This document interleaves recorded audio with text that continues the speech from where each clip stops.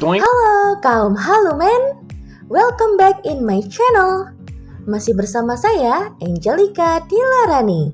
Biarpun dari desa tapi tetap memegang erat budaya Eropa. Apa jadinya ketika berada di dalam pesawat muncul sejumlah ular berbisa dan mematikan?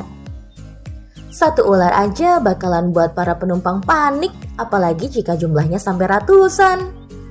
Pastinya sangat menakutkan, bukan?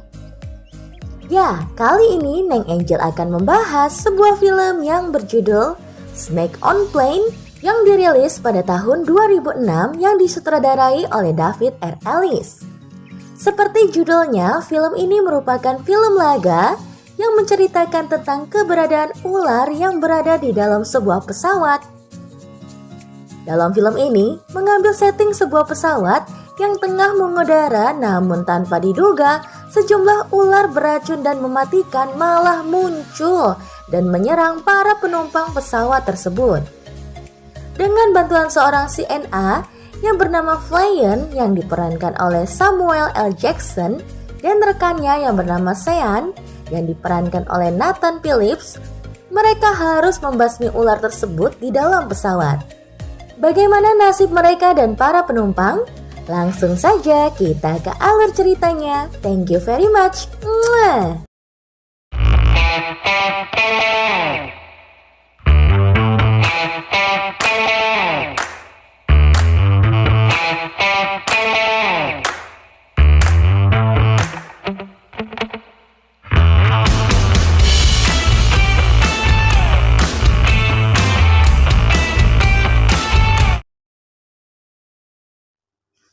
Pada awal film ini menampilkan seorang pemuda yang bernama Sean.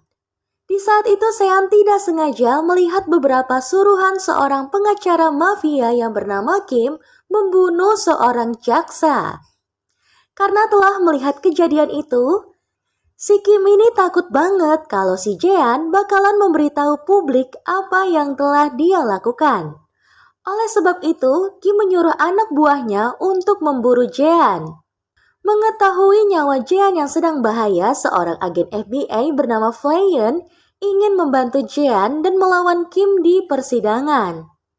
Mereka pun melakukan perjalanan dari Hawaii menuju LA dengan menggunakan kelas utama. Merasa dirinya yang sedang terancam, Kim pun melakukan segala cara agar si Jean ini gak buka mulut. Akhirnya dia pun memasukkan sejumlah ular berbisa ke dalam pesawat yang mereka tumpangi. Cerdas juga si Kim ini ya.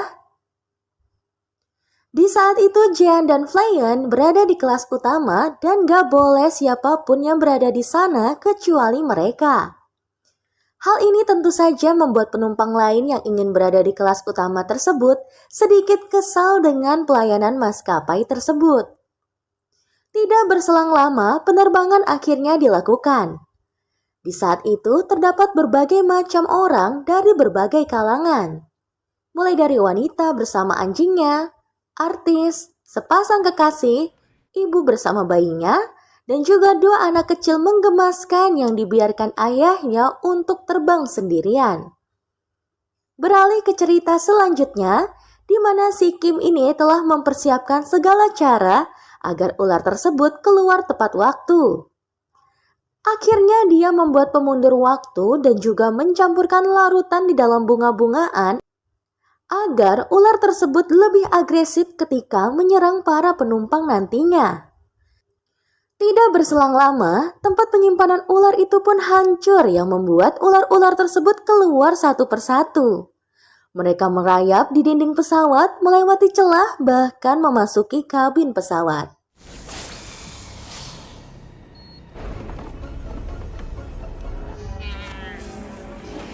Di saat itu ada nih sepasang penumpang yang ingin berbuat mesum di toilet pesawat. Maklumlah darah muda. Ketika berada di sana, tanpa diduga seekor ular muncul untuk menghabisi sepasang kekasih tersebut. Bukan hanya itu saja, seekor ular lainnya juga menyerang seorang pria yang berada di dalam toilet yang berbeda. Bukan hanya menyerang manusia, akan tetapi ular itu juga merusak beberapa kabel pesawat sehingga terjadi kerusakan. Melihat sesuatu yang gak beres, si kapten atau pilot pesawat tersebut turun untuk melihat kerusakan yang terjadi. Namun sayangnya, seekor ular malah menyerangnya dan dia meninggal di saat itu juga. Pramugari yang melihat hal tersebut mengira kalau si kapten ini terkena serangan jantung. Namun si kopilot menyela kalau si pria ini nggak punya riwayat serangan jantung. Di saat itu mereka melakukan penerbangan di malam hari. Selain suasananya yang gelap, penumpang juga semakin ketakutan dengan turbulensi yang berkepanjangan. Di saat pramugari menenangkan para penumpang, tanpa diduga, seekor ular malah muncul di ruang kendali pesawat dan menyerang kopilot yang bernama Rick. Rick belum juga curiga sama sekali kalau di pesawat tersebut ternyata banyak ular. Jadi dia hanya melawan ular itu saja dan melanjutkan perjalanannya. Di saat itu turbulensi kembali terjadi dan memperlihatkan ular-ular yang muncul pun semakin banyak. Para penumpang akhirnya panik dan ketakutan melihat ular tersebut. Ular-ular itu juga menyerang mereka yang membuat beberapa di antaranya meninggal dunia. Ih, ngilu Neng Angel liatnya. Mengetahui sesuatu yang tidak beres, Flyan pun membantu mereka membasmi ular-ular tersebut. Akan tetapi ular itu malah semakin banyak dan semakin banyak korban yang berjatuhan. Akhirnya dia meminta semua penumpang yang selamat untuk pindah ke depan dan membuat batas pintu pesawat dengan menggunakan tas. Setelah semuanya berada di kelas utama, Flyan pun menelpon temannya yang bernama Haris dan mengatakan sesuatu yang gak beres di pesawat tersebut. Di saat itu Flyan sudah mengetahui kalau ular itu merupakan bagian dari rencana Kim. Akhirnya, Haris pun mengumpulkan semua tim dan mencari ahli ular yang berada di wilayah tersebut.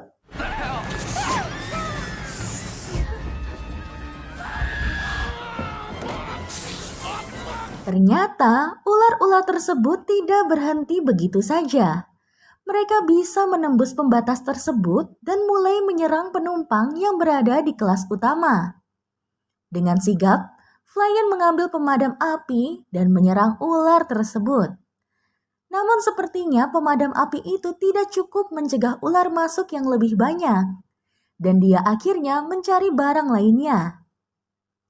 Sementara itu, Haris sudah bertemu dengan si ahli ular, namun sayangnya ular yang berada di dalam pesawat bukanlah ular yang berasal di wilayah tersebut. Sehingga sangat sulit bagi mereka menemukan penawar racun ular tersebut. Namun mereka tidak putus asa dan mencari dalang di balik penggelapan ular-ular tersebut. Pada adegan selanjutnya menampilkan seekor ular yang menyerang Rick, yang membuat Rick masuk ke dalam ruang mesin pesawat.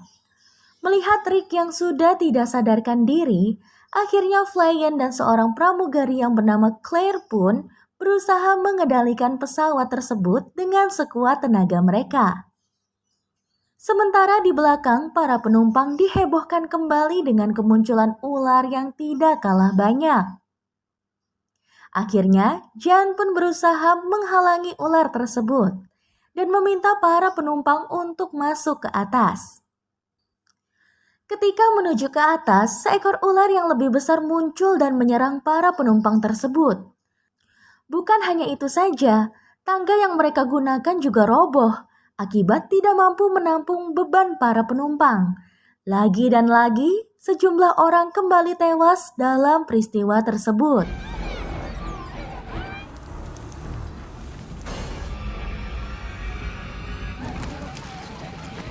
Setelah berhasil mengembalikan posisi pesawat yang hampir jatuh, Flyan kembali melihat situasi para penumpang.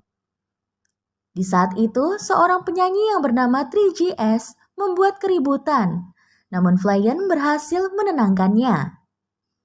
Di saat yang bersamaan, tanpa diduga, lampu dan AC pesawat mati, yang membuat suasana menjadi lebih buruk lagi.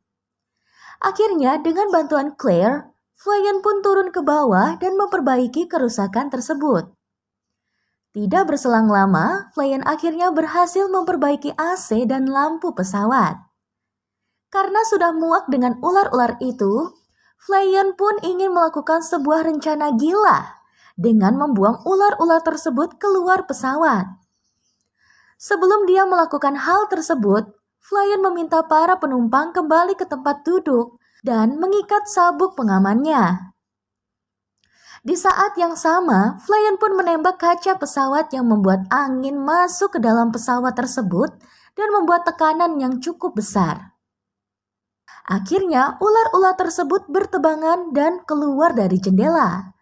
Namun tanpa diduga, dinding pesawat hancur akibat benturan beberapa benda berat yang membuat tekanan semakin besar dan para penumpang hampir terbang bersama ular-ular tersebut. Sementara itu, Flyan menyerahkan kendali pesawat dengan seorang yang bernama Troy. Awalnya, si Troy ini mengaku kalau dia bisa menerbangkan pesawat dan telah menerbangkan pesawat selama 2000 jam lebih.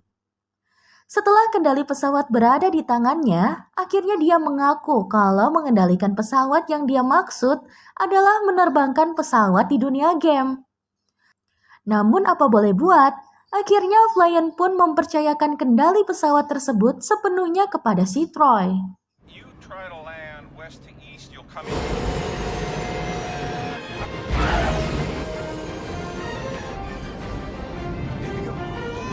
Tidak berselang lama, mereka pun akhirnya sampai di bandara. Namun sebelum mendarat dengan selamat, ada lagi nih satu drama yang dilakukan si Troy. Ternyata dia nggak tahu dong gimana caranya mendaratkan pesawat tersebut dengan selamat. Bahkan mereka hampir menabrak beberapa bagian bandara, tapi untung aja Flyan dapat mencegah hal tersebut dan mereka sampai dengan selamat di bandara. Di saat yang bersamaan, para petugas kesehatan datang dan memberikan pertolongan kepada mereka yang terkena gigitan ular selama dalam perjalanan. Selesai.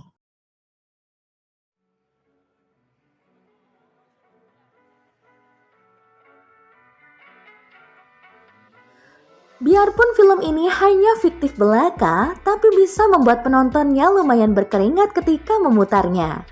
Apalagi ditambah akting dari aktor bintang-bintang kelas dunia seperti paman Neng Angel, Nick Fury atau Samuel L. Jackson yang sudah tidak diragukan lagi untuk masalah berakting.